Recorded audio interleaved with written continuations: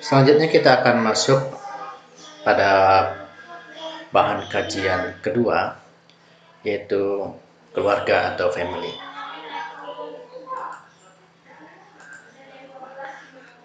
Keluarga menurut Morgan adalah suatu kelompok sosial primer yang didasarkan pada ikatan perkawinan atau hubungan suami istri dan ikatan kekerabatan sekaligus atau hubungan antar generasi, yaitu hubungan antara orang tua dengan anaknya.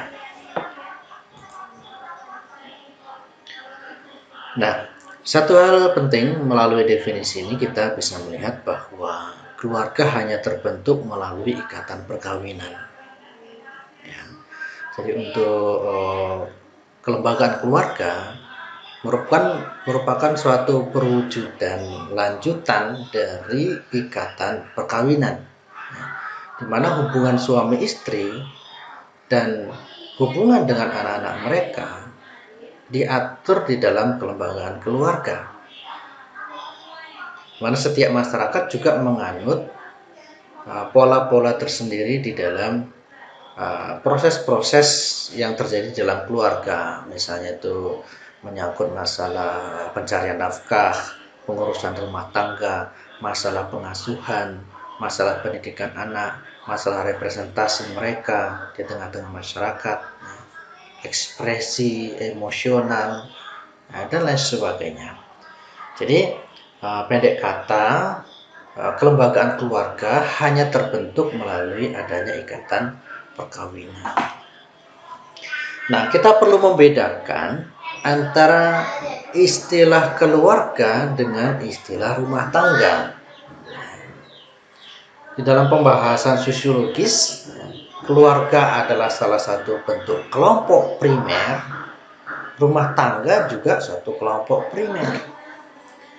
Nah, secara sosiologis terbentuknya kelompok itu didasarkan atas adanya atau ikatan yang mempersatukan untuk kelompok itu. Kalau kita melihat bahwa yang mempersatukan keluarga atau terbentuknya keluarga itu dengan adanya ikatan perkawinan. Jadi tanpa adanya ikatan perkawinan tidak terbentuk keluarga. Sedangkan rumah tangga atau household itu dapat menyatukan individu baik yang memiliki ikatan perkawinan maupun tidak. Baik mereka yang memiliki ikatan kekerabatan atau ikatan darah maupun tidak. Dasar pemersatu kelompok yang disebut dengan rumah tangga adalah kesatuan tempat tinggal, kesatuan rumah, yang itu pun biasanya dicirikan oleh adanya kesatuan dapur. Jadi kalau disebut satu rumah tangga merupakan satu unit kesatuan ekonomi. Satu kesatuan unit ekonomi. Biasanya satu kesatuan unit produksi dan konsumsinya. Ini mengenai definisi keluarga.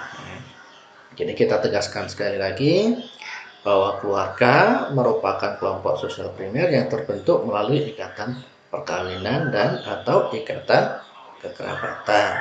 Sedangkan rumah tangga merupakan kelompok primer yang mencerminkan satu unit kesatuan ekonomi.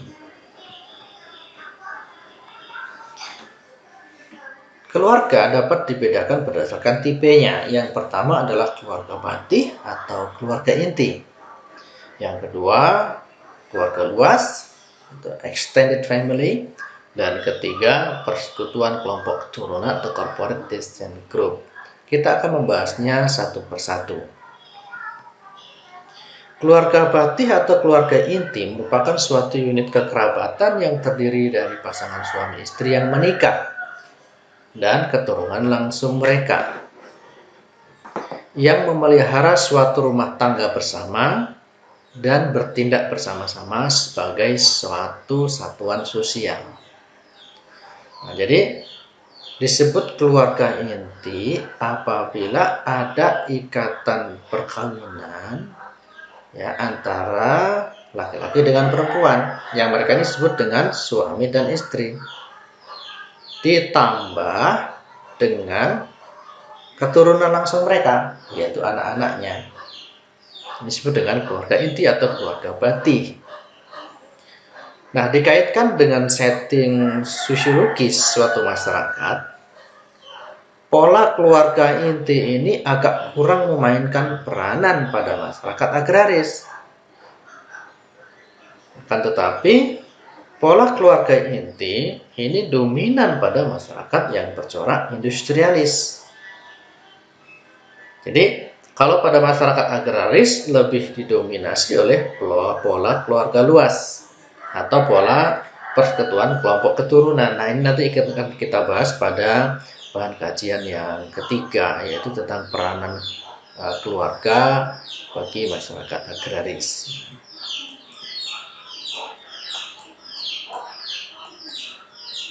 Nah, coba kita perhatikan diagram ini.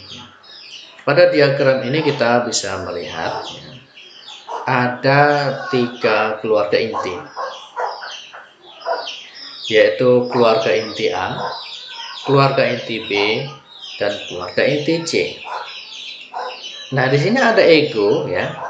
Ego ini adalah tempat kita melacak garis keturunan, atau pada fokus mana kita ingin membahas seseorang di dalam keluarganya atau di dalam kerabatannya. Ya. Kalau kita lihat, kita perhatikan ego ini, ya, si ego ini adalah anggota keluarga inti A, ya, anggota keluarga inti A yang menikah dengan salah seorang anggota keluarga inti B. Dari hasil perkawinan mereka berdua, mereka membentuk keluarga inti C.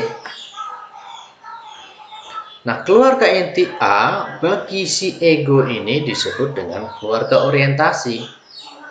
Artinya, keluarga sebagai tempat di mana ego mendapatkan proses ajar. Atau dengan kata lain, keluarga orientasi adalah keluarga di mana ego berkedudukan sebagai anak.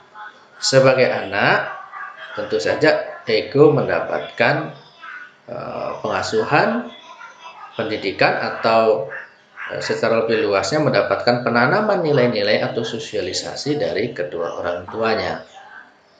Nah, ini disebut dengan keluarga orientasi.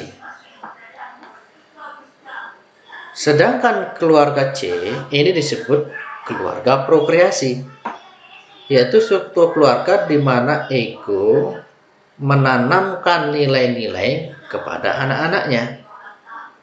Atau dengan kata lain, keluarga prokreasi adalah keluarga di mana ego berkedudukan sebagai orang tua. Ini pemahaman ini penting untuk kita melihat bagaimana seseorang di dalam keluarganya itu akan mendapatkan pengaruh dari orang tuanya dan memberikan pengaruh kepada anak-anak atau keturunannya. Atau dengan kata lain, kita melihat seorang individu itu dapat saja menjadi anggota keluarga tertentu yang nanti akan menjadi anggota keluarga yang lain ketika berlangsung ikatan perkawinan selanjutnya, yang selanjutnya akan membentuk keluarga berikutnya. Ini disebut dengan proses dari produksi, ya, proses bagaimana terjadi perbanyakan keturunan. Dan terakhir dari gambar ini kita juga bisa melihat ada 3 generasi, ya, 3 generasi. Generasi pertama ini bagi ego disebut sebagai generasi orang tua. Generasi kedua adalah generasi anak-anak, dan generasi ketiga adalah generasi anak bagi si ego atau cucu bagi orang tuanya si ego. Saya kira ini mudah untuk memahaminya. Baik, selanjutnya kita masih melihat pada fokus berada dalam keluarga bati atau keluarga inti itu. Di dalam setiap keluarga bati itu terdapat beberapa jenis hubungan atau disebut dengan dyad. Yang pertama disebut conjugal dyad, kemudian maternal dyad, ketiga brother sister dyad, dan yang ketiga paternal dyad. Istilah ini sekaligus menunjukkan fungsi ataupun bentuk-bentuk yang terjadi di dalam hubungan itu, ya. Misalnya conjugal dyad, di dalam conjugal dyad ini terjadi hubungan seksual antara suami dengan istrinya, yang mana hubungan seksual ini disahkan oleh budaya masyarakat. Hanya jika hubungan seksual terjadi antara suami dan istri itulah dipandang sah oleh masyarakat. Yang kedua, tak kalah pentingnya adalah hubungan maternal dyad, yaitu hubungan antar ibu dan anak-anaknya yang terbentuk di dalam suatu hubungan persusuan. Pada mulanya ibu menyusui anaknya dan kemudian ibu mengasuh anak-anaknya. Kemudian yang ketiga, brother sister dyad, ini hubungan antar anak apabila dalam satu keluarga bati itu terdiri dari lebih dari satu anak, misalnya hubungan antara kakak dan adik, dan ini akan menentukan kepribadian seorang anak. Kita akan bisa menilai atau membedakan kepribadian antara satu anak yang merupakan anak sematawayang dengan anak yang memiliki saudara lainnya, ya. Pun juga akan berbeda, ya, kepribadian antara anak pertama atau anak sulung dengan anak tengah maupun dengan anak bungsu atau anak yang terakhir, ya. Jadi jumlah saudara kandung juga mempengaruhi terbentuknya kepribadian anak. Posisi seorang anak di dalam keluarga itu, apakah keluarga anak sulung atau anak tengah atau anak bungsu, juga menentukan pola kepribadian yang dimiliki seorang anak. Dan yang terakhir disebut dengan paternal dyad. Ini adalah hubungan antara bapak, ibu, dan anak-anaknya yang umumnya pada masyarakat agraris. Paternal dyad ini didominasi oleh peranan yang dilaksanakan oleh suami atau oleh bapak di dalam masalah ekonomi, di mana bapak atau suami itu bertanggung jawab mencari nafkah bagi anggota keluarganya. Dan hubungan-hubungan yang lain misalnya dalam hubungan representasi di tengah-tengah masyarakat, di mana pertemuan-pertemuan publik atau urusan-urusan publik itu dilaksanakan oleh ayah atau oleh bapak atau oleh suami. Dengan kata lain, suami atau bapak ini menjalankan fungsi pengambil keputusan, ya.